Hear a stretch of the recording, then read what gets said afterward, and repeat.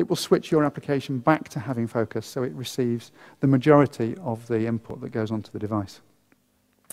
Again, a bit like deploying a locked security scenario down to a real device, I wouldn't recommend running this on a production device if you care about the data that's on it, because it's going to wreak havoc.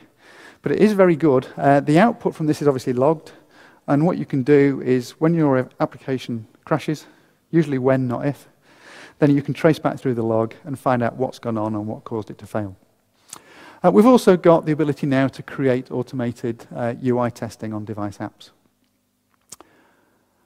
Final piece of the tooling that's going to help us along is the packaging and deployment. The cab signer tool is not new. We've had this previously, but what you had to do for non-trivial applications in the past is sign every XEDLL, build up the cab, sign the cab, etc. And that was a little bit tedious and time-consuming. The new version of the cab signer tool will sign a cab and all the executable content in one operation, so that makes life easier.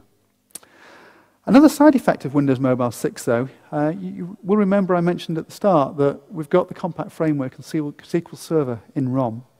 Compared to your average device application, these installs have a very big footprint.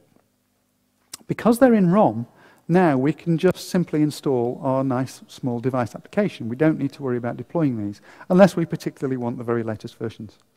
This is particularly beneficial if you want to do over-the-air installs, because sending down the compact framework and SQL Server over the air took a bit of time, and particularly for users who were paying for that data transfer, obviously ran up some cost. So these help on the deployment side as well.